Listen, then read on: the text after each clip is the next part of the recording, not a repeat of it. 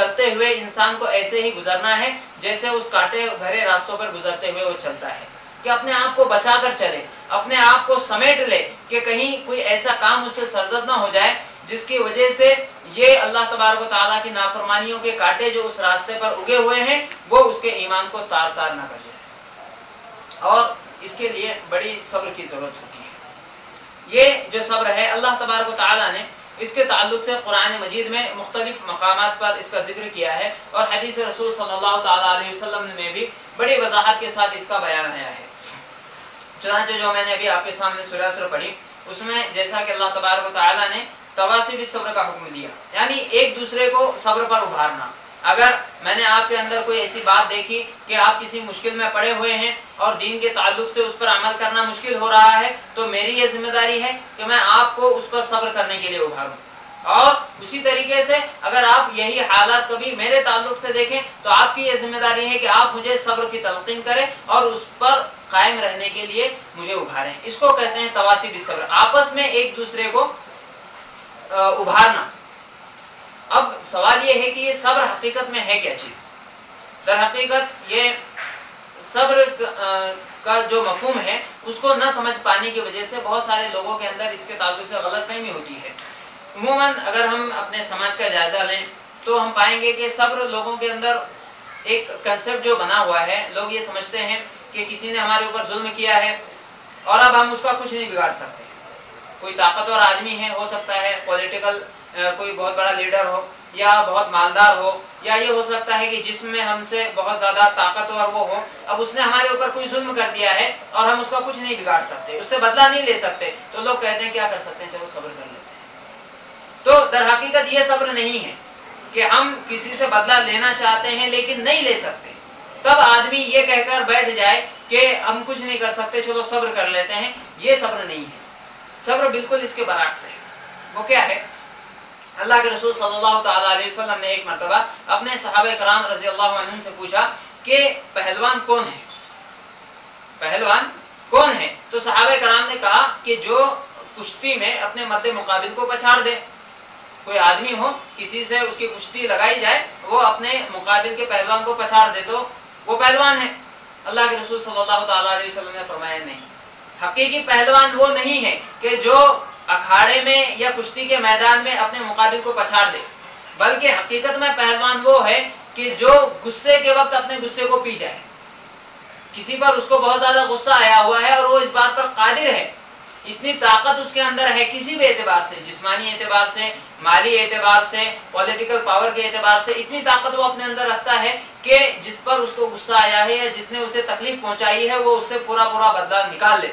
या बल्कि उस पर मजीद जुल्म करे। इस ताकत के रखने के बावजूद अपने आप पर कंट्रोल कर लेना, अपने गुस्से को जज्ब कर लेना, अल्लाह के रसूल सल्लल्लाहु अलैहि वसल्लम ने फरमाया यह असल सब्र है। तो सब्र की असल में तारीफ ये है कि अल्लाह तबारक व तआला के अहकाम पर अमल करने के लिए, तारीफ सुनने से पहले हमको ये जानना जरूरी है कि सब्र सिर्फ इस बात पर नहीं होता है कि इंसान उन अमाल को छोड़ दे जिससे उसको मना किया गया है, बल्कि कई मर्तबा इंसान को कोई काम करने के लिए भी सब्र की जरूरत होती है। सिर्फ किसी काम के छोड़ने के लिए सब्र की जरूरत नहीं होती, बल्कि किसी काम के करने के लिए भी सब्र की जरूरत होती है। इंशाअल्लाह ताला वो बात आगे आएगी कि अल्लाह तबारक व तआला के किसी हुक्म को बजा लाने के लिए इस बात पर कुदरत रखते हुए भी कि इंसान उसको चाहे तो ना करे, उसको करना, और साथ ही साथ अल्लाह तबारक व तआला के किसी मना किए हुए काम से बाज रह जाना, बावजूद इसके कि उसके करने को ताकत रखता है। मसलन मिसाल के जरिए हम समझे कि अल्लाह तबारक व तआला ने नमाज पढ़ने का हमको हुक्म दिया है, लेकिन इंसान को ये कुदरत दे दी है अल्लाह ताला ने, चाहे पढ़े चाहे ना पढ़े। फौरन अगर कोई आदमी कोई नमाज छोड़ दे तो उसी वक्त अल्लाह तबारक व तआला की तरफ से उस पर अज़ाब नहीं आ जाता। ये अल्लाह ने उसको छूट दे रखी है, चाहे पढ़े चाहे ना पढ़े। जो बाद में उसका अंजाम होने वाला है वो अलग चीज है, मगर उस वक्त उसको कुदरत है, चाहे तो अल्लाह के हुक्म पर अमल करे चाहे ना करे। तो इस ना करने की कुदरत रखने के बावजूद इंसान का सब्र करना। अब देखिए कि सब्र आमाल की बजावरी में कैसा होता है। खास तौर से अगर हम तस्करा करें, मसलन सर्दी का मौसम है, इंतहाई ज्यादा सर्दी पड़ रही हो, दिसंबर का महीना हो, انسان اپنے بستروں میں پڑا ہوا ہے، گرم و گرم بستروں میں، اور اس کے لیے وہ ایسی حالت میں اللہ مؤذن کی اذان سن کر کے اپنے بستروں کو چھوڑ کر جانا، ٹھنڈی برداشت کرنا، ہو سکتا ہے اس کے پاس گرم پانی بھی نہ ہو وضو کے لیے، ٹھنڈے پانی سے اس حالت میں وضو کرنا اور جا کر اللہ تبارک و تعالیٰ کی رضا کے خاطر فجر کی نماز پڑھنا، یہ بڑا شاق ہے، بڑی تکلیف دہ بات ہے اس کے لیے۔ یا اسی طریقے سے انسان آرام کر رہا ہے، دوپہر میں کھا پی چکا ہے، بہترین نیند اس کو لگی ہوئی ہے، گرمی کا موسم آپ دیکھ رہے ہیں، انتہائی شدید گرمی ہے، انسان گھر سے باہر قدم بھی بلا ضرورت رکھنے نہیں چاہتا، بلکہ بہت ساری ضرورتیں بھی ہم پوسٹ پون کر دیتے ہیں کہ رات میں کر لیں گے یا پھر کبھی کر لیں گے سرد موسم میں۔ تو ایسے وقت میں اللہ تبارک و تعالیٰ کی رضا کی خاطر ان تکالیف کو برداشت کرتے ہوئے جانا اور پھر وہ نمازوں کو ادا کرنا، یہ ایک مثال کے طور پر ہے۔ تو یہاں پر بھی انسان کو صبر کرنا پڑتا ہے، صبر اپنے نفس کے خلاف۔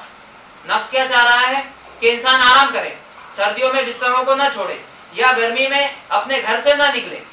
جہاں پر سرد اس کے لیے اے سی اور کولر وغیرہ لگے ہوئے ہیں، انسان کا دل بالکل نہیں چاہتا، اس کا نفس نہیں چاہتا ہے کہ وہ اپنے گھر سے باہر قدم بھی رکھے، لیکن اللہ تبارک و تعالیٰ کی رضا کے خاطر اس کے امر پر، اس کے حکم کو بجا لانے کے لیے اپنے نفس پر کنٹرول کرنا، اس کے خلاف جہاد کرنا، اس کو جہاد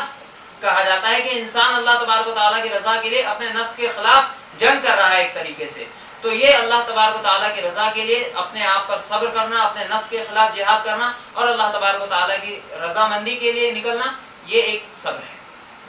اور انسان ہم اس کو پھیلاتے جائیں تو آپ کو تقریباً شریعت کے ہر حکم میں یہ چیز ملے گی، چاہے وہ زکوٰۃ دینے کا معاملہ ہو، انسان محنت و مشقت سے مال و دولت کماتا ہے، اور اگر آرام سے بھی اس کو مال و دولت مل رہا ہے تب بھی ایک مال ایسی چیز ہے کہ اس کی خواہش اور اس کی محبت اسلام کے اندر انتہائی زیادہ ہوتی ہے۔ بس اللہ تبارک و تعالیٰ کے ایک حکم کے لیے 2.5% اس کو نکال دینا، کسی کے پاس ہم سوچیں کہ اگر تھوڑی بہت رقم ہو تو اس کے لیے اتنا بڑا مسئلہ نظر نہیں آتا، لیکن کسی کے پاس اگر 2-4 کروڑ کی جائیداد ہو اور آپ اس کا کیلکولیشن کر کے دیکھیے کہ اس کو جو اس میں سے جو مد نکالنا پڑ رہا ہے وہ اتنی زیادہ رقم ہوتی ہے کہ عام انسان بھی جب سوچتا ہے، بھلے اس کے پاس وہ چیز نہ ہو، تو اس کے لیے یہ بڑی شاق چیز ہے۔ اور ایسے ہی آپ ان شریعت کے احکامات کو دیکھتے چاہے حج کرنا ہو، اسی طریقے سے رمضان کے روزے رکھنے ہوں اور کوئی معاملہ ہو، تو ہر جگہ آپ کو یہی ملے گا کہ اللہ تبارک و تعالیٰ کے کسی حکم پر عمل کرنے کے لیے انسان کو اپنے نفس کے خلاف جہاد کرنا پڑتا ہے، اور یہ ایک صبر ہے۔ اسی طریقے سے اس کے برخلاف اللہ تبارک و تعالیٰ کی کسی نواہی، یعنی ایسا کام جس سے منع کیا گیا ہے اس کام سے رکنے کے لیے بھی انسان کو صبر کرنا پڑتا ہے۔ بہت ساری چیزیں ہیں، مثلا ایک آدمی ہے، اس کو کسی طریقے سے کچھ بیڑی سگریٹ کی اس کا شوق ہو گیا ہے، یا کوئی آدمی ہے مان لیجئے کہ وہ نیا نیا مسلمان ہوا ہے، پہلے سے وہ شراب وغیرہ پیا کرتا تھا، یہ چیز جو اس کے عادت بن چکی ہے، اور جیسا کہ کہا جاتا ہے ہیبٹ از سیکنڈ نیچر، کہ انسان کی جو عادت ہوتی ہے وہ اس کی فطرت بن جاتی ہے، اس کو بدلنا آسان نہیں ہوتا ہے۔ اگر ہم اس مثال کو صحابہ کرام کی زندگی میں لے کر جائیں تو وہاں آپ پائیں گے کہ جو صحابہ کرام تھے وہ اسلام لانے سے پہلے مکہ میں شراب پینا بالکل عام بات تھی، اور ان کے لیے شراب کے بغیر جینے کا تصور کرنا بہت مشکل تھا۔ حضرت انس بن مالک رضی اللہ تعالیٰ عنہ کی روایت ہے، وہ کہتے ہیں کہ اللہ تعالیٰ نے شراب کو سٹیپ بائی سٹیپ حرام کیا ہے، ایک ساتھ نہیں حرام کیا۔ پہلے یہ کہا کہ اس میں نقصانات بہت زیادہ ہیں اور فائدے بہت کم ہیں، اس لیے اس سے بچنا چاہیے، اتنا کہا۔ تو جو اچھے لوگ تھے، جو بہت زیادہ سمجھدار تھے اور جو